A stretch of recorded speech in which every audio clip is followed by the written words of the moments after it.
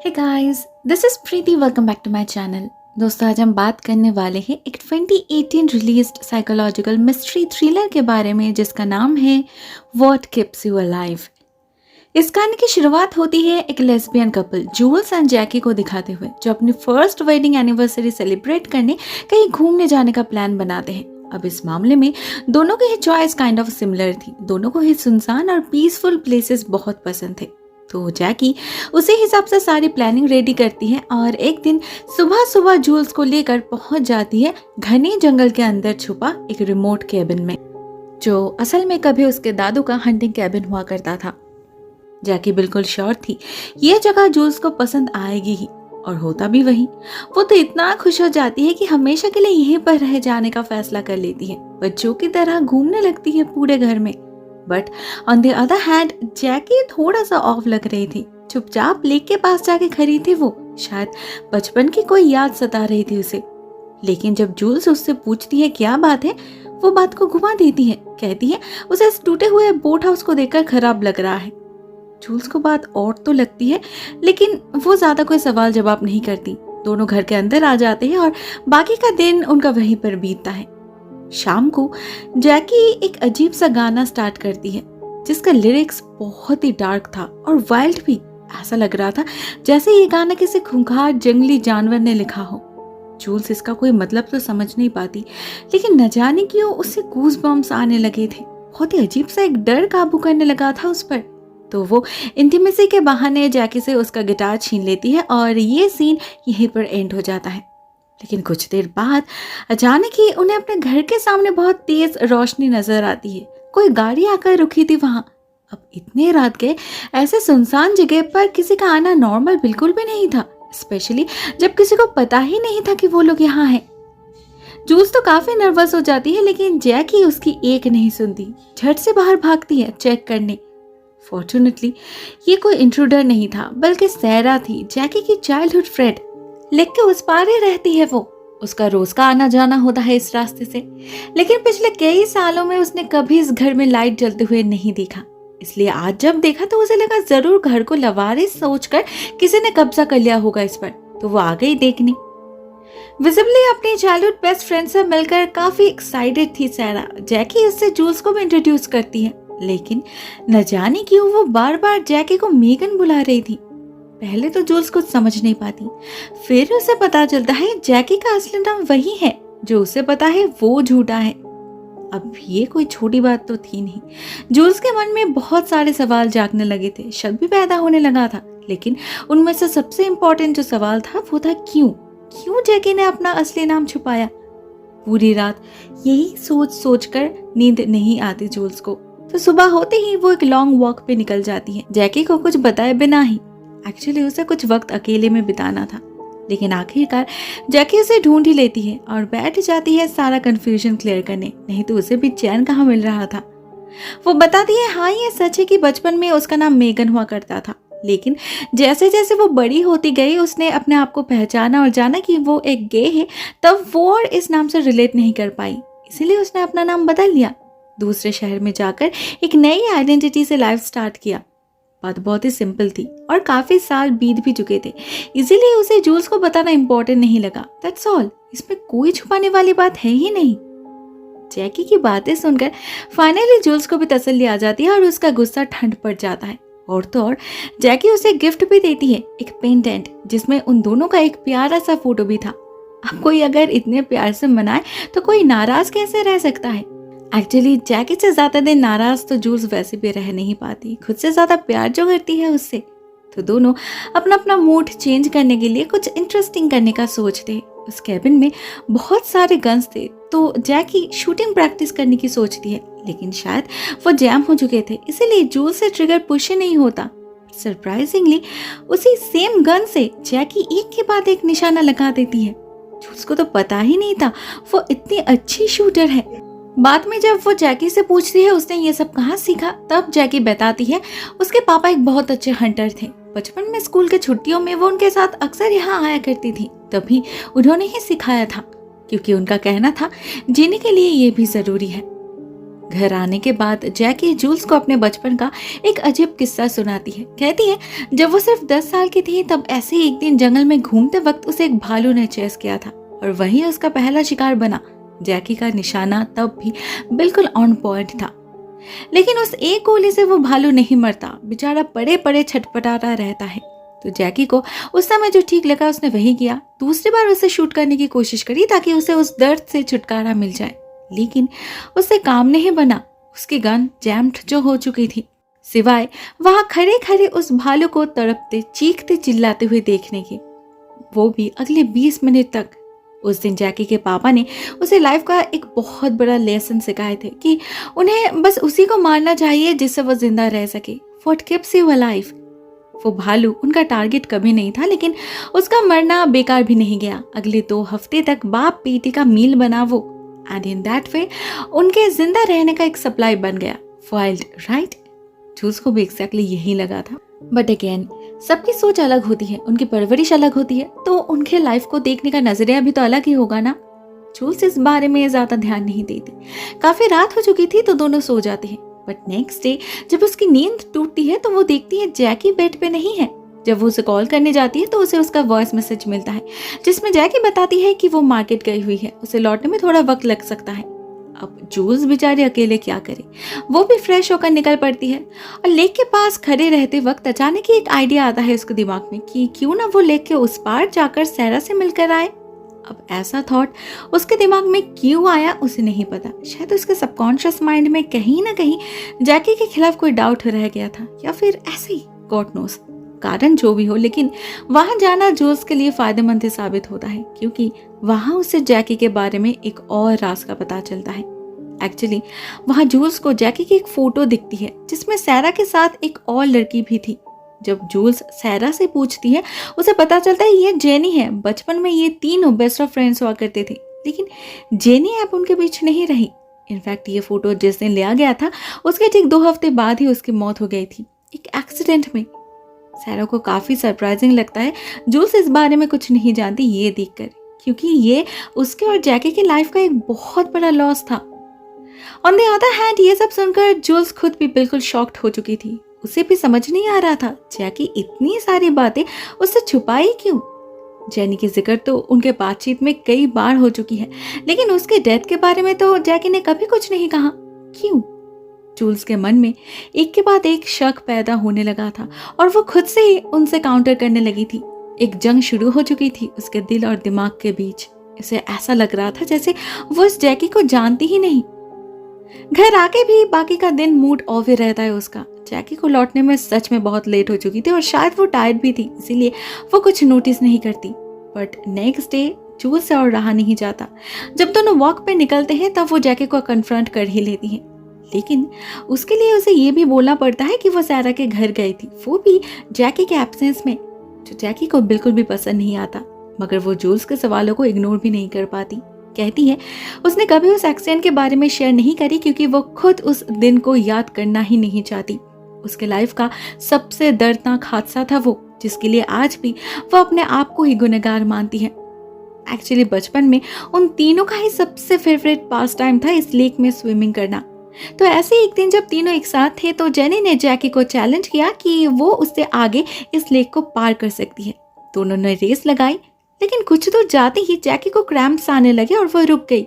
उसने पीछे मुड़कर देखने की कोशिश करी कि जेनी कहाँ तक आई है, उससे कितनी दूर है, लेकिन वो कहीं दिखाई ही नहीं दी उसे। इनफैक्ट इसके बाद उसने और सैरा ने दोनों ने मिलकर उसे बहुत ढूंढा, मगर वो नहीं मिली। फाइनली पुलिस बुलाई गई और काफी सर्च करने पर ऑलमोस्ट 2 दिन बाद उन्हें जेनी की लाश मिली। Clearly it was an accident. फिर भी उसे इंटेरोगेट किया गया और वो इनोसेंट साबित भी हुई, लेकिन उस दिन अपने ही नजरों में गुनहगार बन गई वो। उसे बार बार ऐसा लगने लगा कि क्यों वो जेनी के बात पर राजी हुई, क्यों उसका चैलेंज एक्सेप्ट किया। अगर वो उस दिन उस स्टूपिड चैलेंज पर राजी नहीं होती तो शायद आज उसकी बेस्ट फ्रेंड जिंदा होती।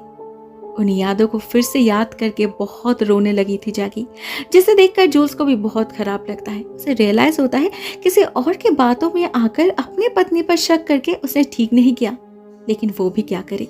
सैरा ने उसे सब कुछ इस तरह से बताया कि उसके मन में भी शक पैदा हो गया, और जब तक वो क्लियर नहीं होता उसे चैन नहीं मिलता।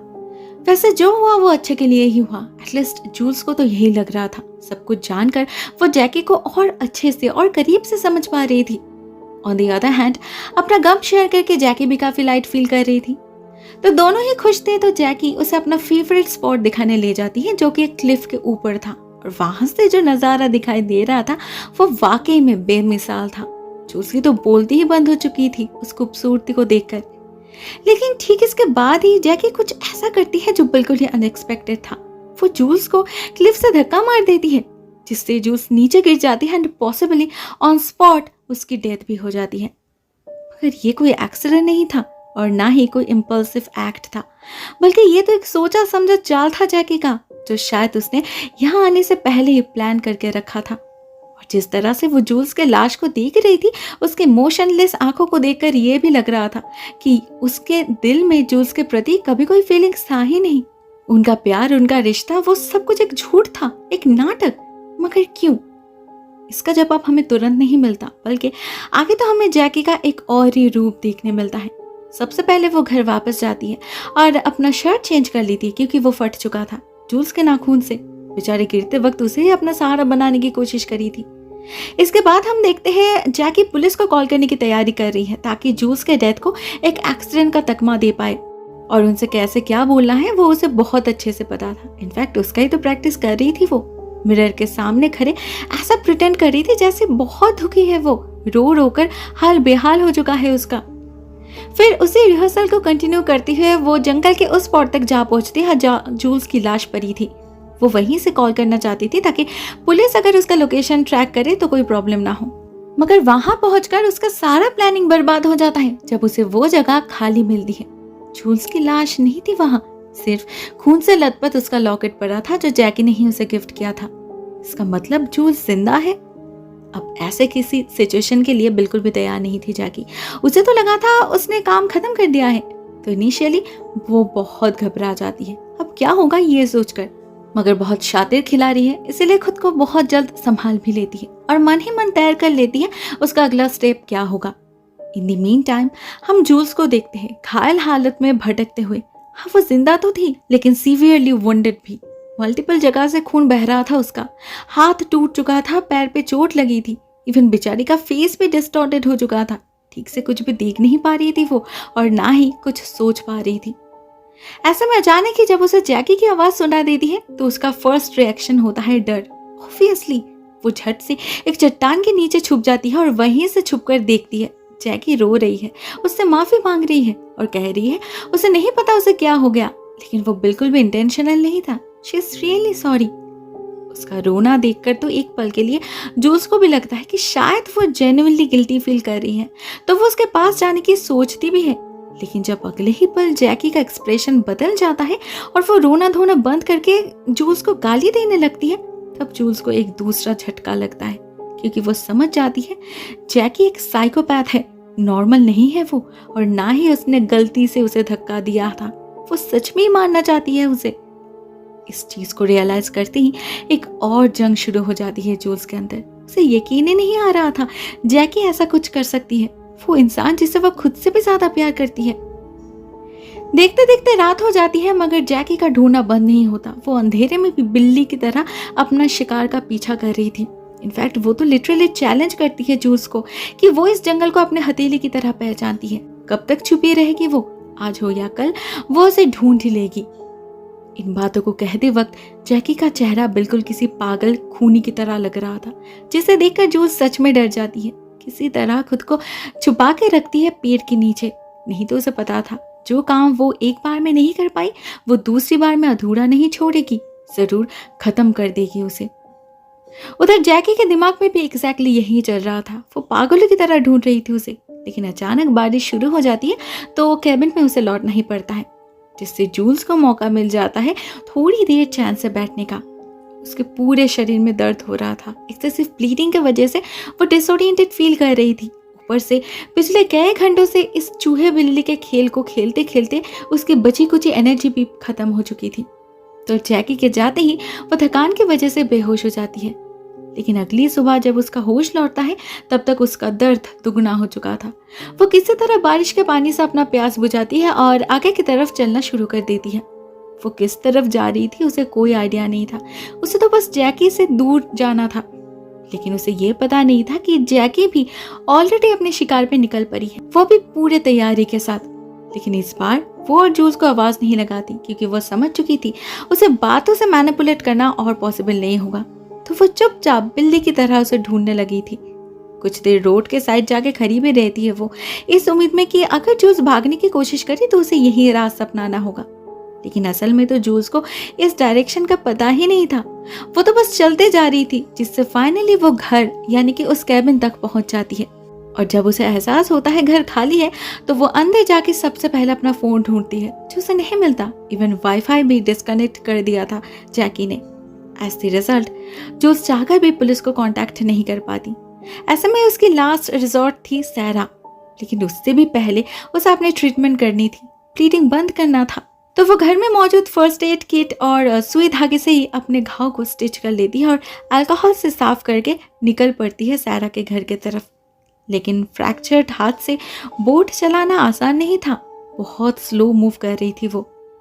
उधर इसी बीच जैकी भी घर पहुंच चुकी थी और सब कुछ देखकर उसे ये भी समझ आ चुका था कि जूल्स किस तरफ जा सकती है। तो वो पहले अपनी गन से शूट करके उसे रोकने की कोशिश करती है, लेकिन जब वो पॉसिबल नहीं होता तो वो बोट लेकर ही निकल पड़ती है उसके पीछे एंड अल्टीमेटली उसे पकड़ भी लेती है।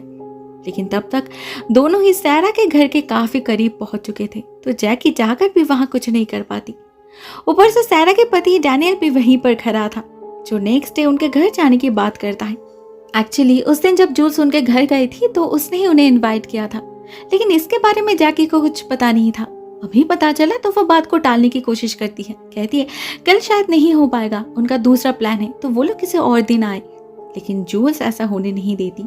उसे किसी भी हाल में उनसे मिलना था, तो वो उन्हें कल की जगह आज शाम इनवाइट कर देती है, जिस पर जैकी भी मना नहीं कर पाती। हर दिन तो कोई एक्सक्यूज नहीं दे सकता ना।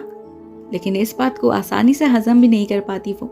घर आकर जूल्स को लिटरली धमकी देती है कि अगर उसने सैरा को कुछ भी बताई तो वो सबको मार डालेगी, उससे कोई फर्क नहीं पड़ता। यहाँ पर बातों बातों में हमें जैकी का असली इंटेंशन भी पता लग जाता है, जो था पैसा। एक्चुअली जूल्स के नाम एक मोटे रकम का पॉलिसी है जो उसके मरने पर जैकी को मिलने वाला है। बट ऑफ कोर्स मौत एक्सीडेंटल होना चाहिए, उसी के लिए ही तो इतना सब कुछ।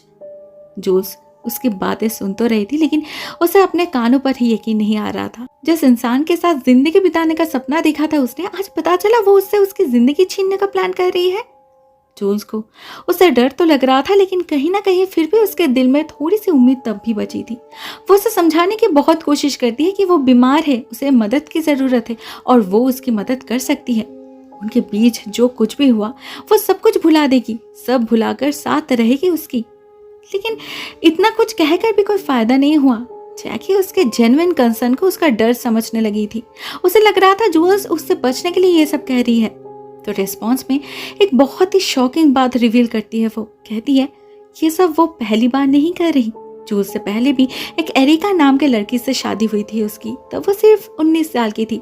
उसे हनीमून पे ले जाके पानी में डुबोकर मार डाला था उसने, बिना किसी एक्चुअल कारण के। इवन उसका तो कोई पॉलिसी भी नहीं था, ना उसे मारकर जैकी को कोई प्रॉपर्टी मिलने वाला था। मतलब बात सिर्फ पैसों की नहीं है। जैकी ने एरिका को मारा सिर्फ मजे के लिए। ये सब करके खुशी मिलती है उसे, उसके अंदर की भूख मिटती है। This is what keeps her alive. सबको लगा ड्रंक हालत में स्विमिंग करते वक्त पानी में डूबकर मौत हुई होगी एरिका की। जैकी पर किसी को शक ही नहीं हुआ। उसने उसके फैमिली के साथ एरिका का लास्ट राइड परफॉर्म किया, उसके फ्यूनरल पर रोया और फिर समय के साथ साथ सभी सब कुछ भूल गए। वो जूल्स के साथ भी एग्जैक्टली यही करने वाली है। अब एक ऐसे जवाब के बाद जूल्स क्या ही बोल सकती थी।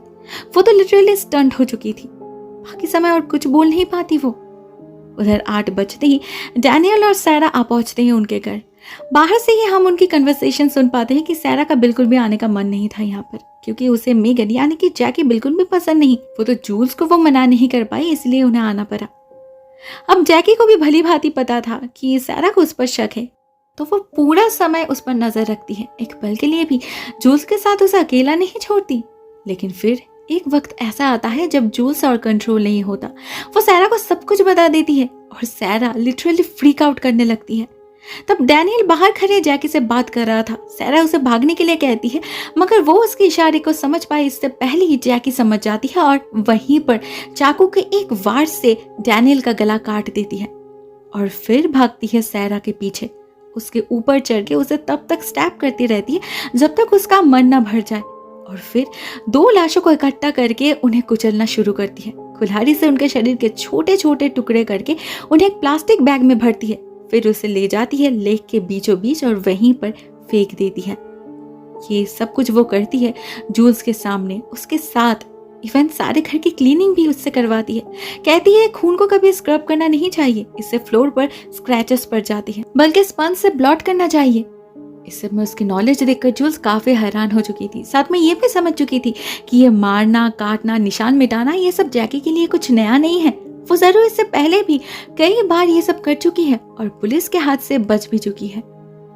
हर पल जैसे जूल्स को उसका एक नया ही रूप देखने मिल रहा था और हर पल वो यही समझने की कोशिश कर रही थी कि जैकी ऐसी क्यों है। क्या उसके बचपन में हुआ था कुछ उसके साथ जिसका असर उस पर पड़ा है? क्या उसके डैड ने उसके साथ कुछ गलत किया था? लेकिन हर बार ही जैकी का जवाब नेगेटिव आ रहा था, विच प्रूव्स उसने ये लाइफ अपने मर्जी से चूज करी है। किसी ने उसे फोर्स या प्रोवोक नहीं किया। अगले दिन पूरा समय क्लीनिंग में ही बीत जाता है उनका। अब बारी थी जूल्स को मारने की, जिसलिए सबसे पहले उसे पेट भर के खाना खिलाती है जैकी और फिर एक एक करके उसके सारे स्टिचेस निकाल लेती है ताकि ऑटोप्सी करने पर पुलिस को कुछ अबनॉर्मल ना मिले। जूल्स को दर्द तो होता है लेकिन उसके अंदर जो तूफान चल रहा था उसके सामने ये कुछ भी नहीं था। जैकी थोड़ा थोड़ा करके उसे उसके मौत के लिए प्रिपेयर कर रही थी, पर जूल्स सब कुछ जान के भी कुछ नहीं कर पाती। बलि का बकरा जैसे हालत हो चुकी थी उसकी। जब बैठे बैठे वो यही सब सोच रही थी तब अचानक की दीवार की तरफ नजर पड़ती है उसकी। वहां एक डेकोर अजीब तरह से उभरा हुआ था। जब जूल्स ठीक से नोटिस करती है तो उसे उसके पीछे एक हिडन लॉकर दिखता है, जिसे खोलने पर जूल्स को मिलता है एक बॉक्स। उसके अंदर कई सारे लॉकेट्स थे, एग्जैक्टली उसी टाइप के जैसे जैकी ने उसे गिफ्ट किया था। इवन कुछ लॉकेट्स पे तो खून भी लगा था। इसे देखकर जूल्स समझ जाती है कि सिर्फ एरिका और वो ही नहीं, उनके अलावा भी और भी कई लड़कियों का खून किया है जैकी ने, उसी की तरह शायद अपने प्यार के जाल में फंसाकर। जरूर ये पेंडेंट उन्हीं के है।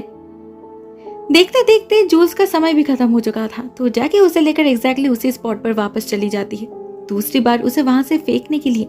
लेकिन जूल्स इस बार और चुप नहीं बैठती। रास्ते पर अचानक एक सिडेटिव इंजेक्ट कर देती है उसे, जिससे जैकी कुछ करने से पहले ही बेहोश हो जाती है। लेकिन मौका पाकर भी जूल्स उसे मार नहीं पाती। ये उसका प्यार था या फिर इंसानियत वो तो नहीं पता, लेकिन उससे नहीं होता। इंस्टेड वो उसकी गाड़ी लेकर भाग जाती है। काफी आगे तक निकल भी चुकी थी वो।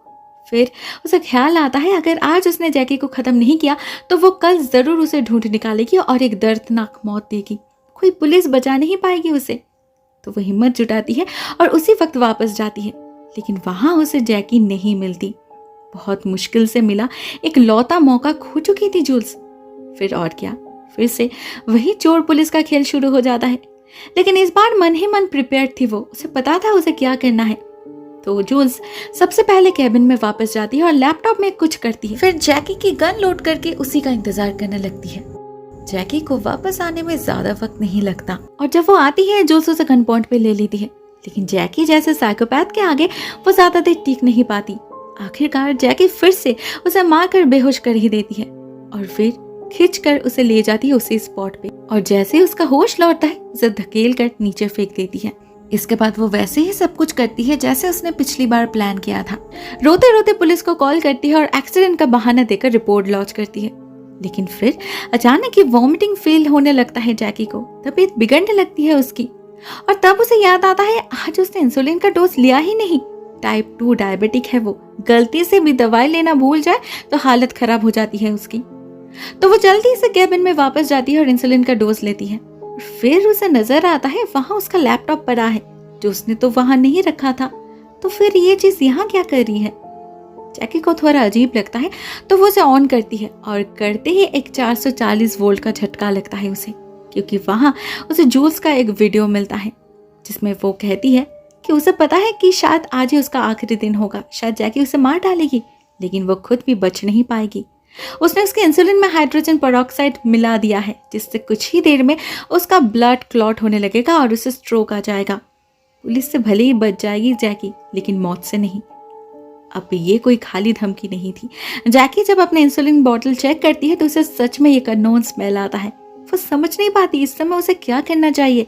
उसका दम घुटने लगा था और धड़कनें भी तेज हो चुकी थी। उसे ऐसा फील हो रहा था जैसे उसे कोई चोक कर रहा है। वो फील कर पा रही थी अपने मौत को, मौत के डर को। ऐसे में पागलों की तरह भागने लग जाती है जैकी। उसे याद आता है कैसे बचपन में उसने उस बेजुबान जानवर को मारा था, ये जानते हुए भी कि वो कोई थ्रेट नहीं है। इनफैक्ट वो बेचारा भालू तो खुद डर कर भाग रहा था, लेकिन जैकी ने उसे जाने नहीं दिया, ब्रूटली मार डाला उसे। और जेनी, उसे भी तो पानी में डुबोकर मार डाला था जैकी ने, सिर्फ एक कंपटीशन जीतने के लिए। तो जिसने इतने सारे लोगों को इतना दर्दनाक मौत दिया है, उसकी अपनी मौत कैसे आराम से हो सकती है। आज वो भी ठीक उसी दर्द से तड़प रही थी और वैसे ही उसकी मौत वो हो जाती है। आखिरकार जूल्स का बदला पूरा हो ही गया, लेकिन बेचारी खुद भी तो बच नहीं पाई। हम उसकी लाश को देखते हैं खून से लथपथ हालत में पड़े हुए। उसकी आंखें तब भी खुली थी, लेकिन अचानक ही हमें किसी की सांसों की आहट सुनाई दी थी और ये फिल्म यहीं पर एंड हो जाती है। हमें पता नहीं चलता ये आहट किसकी है, कौन मौत के मुंह से वापस आया, किसे मिला नया जीवन, जूल्स को या जैकी को।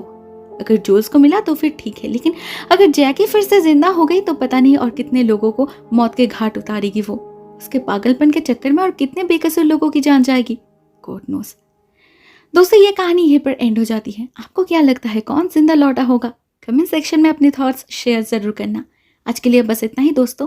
Thank you so much for watching this video. बहुत जल्द मिलते हैं किसी और नई वीडियो के साथ। तब तक के लिए टेक केयर, टाटा।